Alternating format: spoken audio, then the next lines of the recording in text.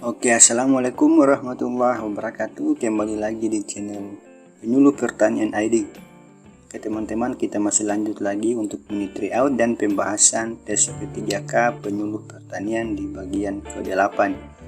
Saya ucapkan terima kasih juga untuk teman-teman yang selalu stay untuk mengikuti channel ini, dan bagi teman-teman yang baru bergabung, sebelum kita memulai jangan lupa like dan subscribe dulu channel ini, nyalakan lonceng notifikasi agar teman-teman bisa mendapatkan info-info terbaru tentang tes P3K Penyuluh Pertanian dan hal-hal lainnya tentang penyuluh pertanian. Baik teman-teman, kita lanjut lagi untuk soal berikutnya. Soal nomor 41. Lahan potensial yang dilindungi pemanfaatannya agar kesesuaian dan ketersediaannya tetap terkendali untuk dimanfaatkan sebagai lahan pertanian pangan berkelanjutan pada masa yang akan datang disebut dengan apa? Oke, A di sini lahan pertanian, B lahan pertanian pangan berkelanjutan, kemudian C lahan cadangan pertanian pangan berkelanjutan, dan D lahan pertanian potensial. Teman-teman silahkan pilih jawaban yang benar apa. Jadi jawaban yang benar di sini yaitu C, yaitu lahan cadangan pertanian pangan berkelanjutan.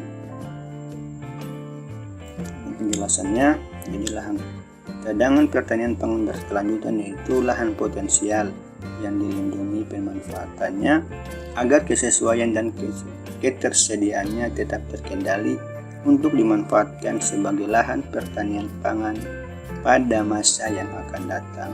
Kita melihat lagi, lahan cadangan pertanian pangan berkelanjutan. Jadi bukan saja ada yang namanya lahan pertanian pangan berkelanjutan, tetapi ada juga yang namanya lahan cadangan pertanian pangan berkelanjutan.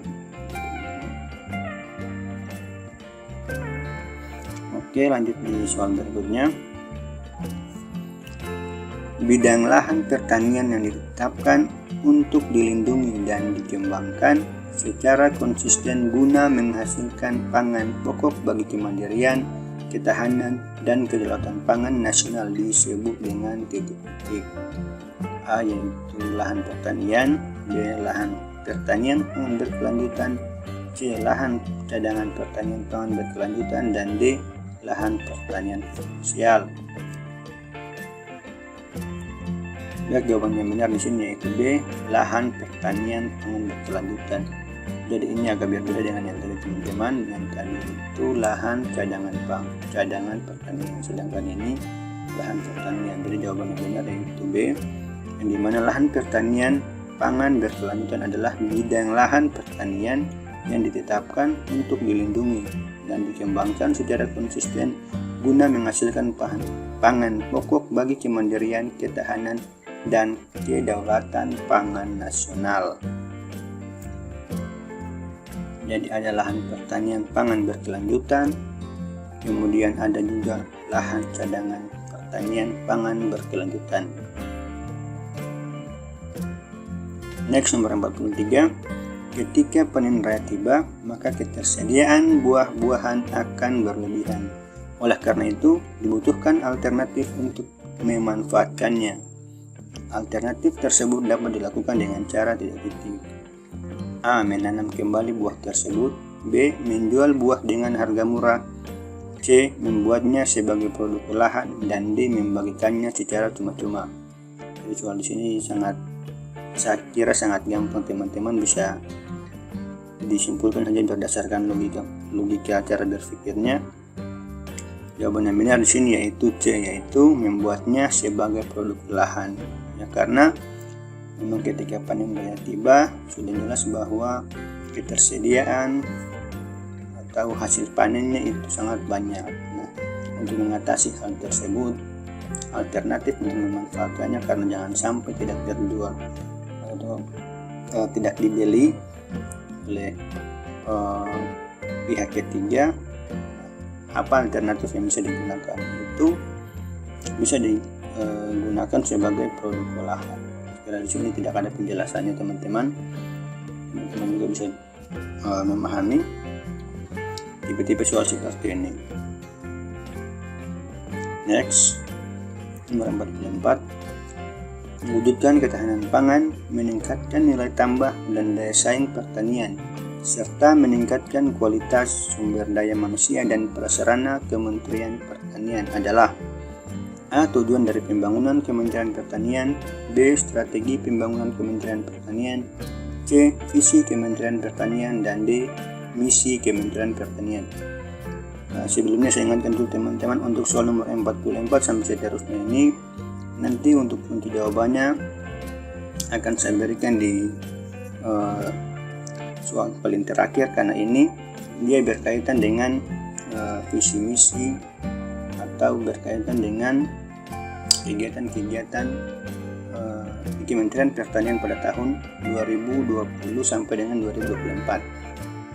Jadi teman-teman juga akan harus memahami apa visi misi dan kegiatan-kegiatan Kementerian Pertanian di tahun 2024. Sehingga di sini saya buatkan soal khusus yang membahas tentang hal-hal tersebut. Nah, jadi pada soal yang berikutnya ini, jawaban yang benar di sini yaitu D, yaitu misi dari Kementerian Pertanian. Jadi teman-teman ingat lagi bahwa mewujudkan ketahanan pangan, meningkatkan nilai tambah dan daya saing pertanian, serta meningkatkan kualitas sumber daya manusia dan prasarana Kementerian Pertanian itu adalah misi dari Kementerian Pertanian. Next, nomor 45, pertanian yang maju, mandiri dan modern. Untuk terwujudnya Indonesia maju yang berdaulat, mandiri dan berkepribadian berlandaskan gotong royong adalah: A. Misi Kementerian Pertanian 2020 sampai 2024. B. Misi Kementerian Pertanian 2021 sampai 2024. C. Misi jangka menengah Kementerian Pertanian. Dan D. Misi jangka panjang Kementerian Pertanian. Teman-teman silakan diperhatikan dulu. Jadi jawaban yang benar di sini yaitu A ya teman-teman, misi Kementerian Pertanian 2020 sampai 2024, yaitu pertanian yang maju, mandiri dan modern untuk terwujudnya Indonesia maju yang berdaulat, mandiri, berkepribadian berlandaskan gotong royong. Jadi itu adalah misi Kementerian Pertanian.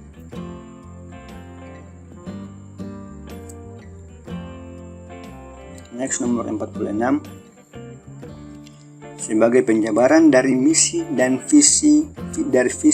misi Kementerian Pertanian, maka tujuan pembangunan pertanian periode 2020 sampai 2024 yang ingin dicapai yaitu titik. Kecuali, jadi di sini ada satu opsi yang tidak termasuk dalam penjabaran dari visi misi Kementerian Pertanian.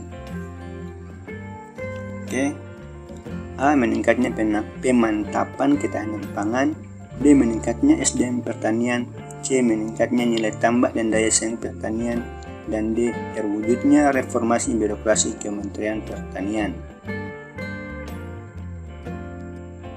Teman-teman, jadi jawaban yang benar di sini yaitu B.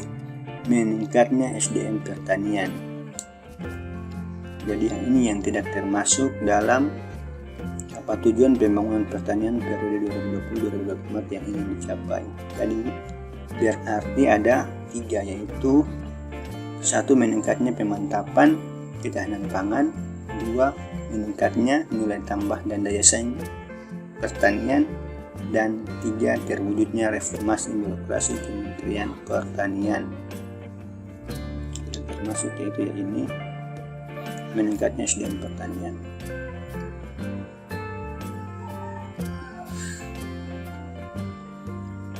Next, nomor 47, majunya sektor pertanian ditandai dengan meningkatnya produksi dan produktivitas komoditas pangan serta mampu mencukupi kebutuhan dalam negeri atau pangan mandiri yang pada akhirnya mampu melihat: A. Meningkatkan pendapatan petani.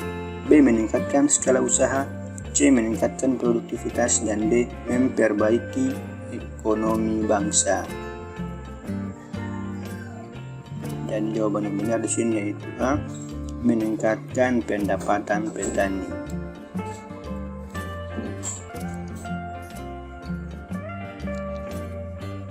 Next, nomor 48.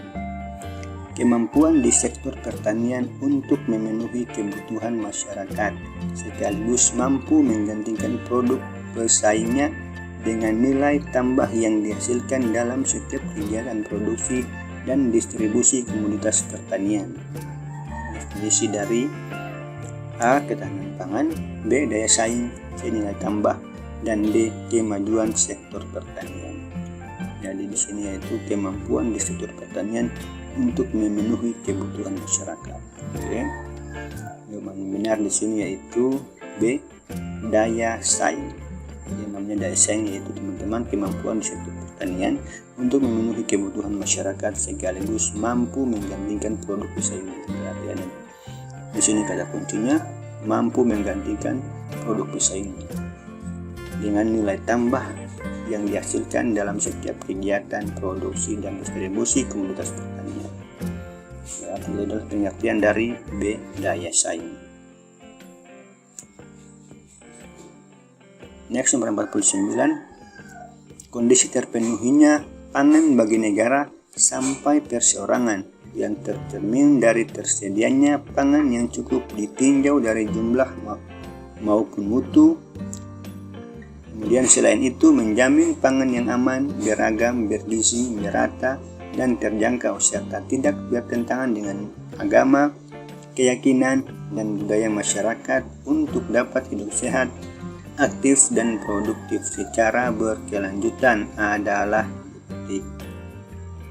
Oke, definisinya di sini yaitu apa? A. Kemandirian pangan, B. Kemajuan pangan, D. Ketahanan pangan, C. Ketahanan pangan, dan D. Kemajemukan pangan. Baik, jawaban yang benar di sini yaitu C. Ketahanan pangan. Oke teman-teman, lihat lagi. Ketahanan pangan yaitu kondisi terpenuhinya pangan bagi negara sampai perseorangan. Jadi kondisi terpenuhinya pangan negara sampai dengan perseorangan yang tercermin dari tersedianya pangan yang cukup ditinjau dari jumlah maupun mutu. Selain itu, menjamin pangan yang aman, beragam, bergizi, merata, dan terjangkau serta tidak bertentangan dengan agama, keyakinan, serta budaya masyarakat untuk dapat hidup sehat, aktif, dan produktif secara berkelanjutan. Itu adalah ketahanan pangan.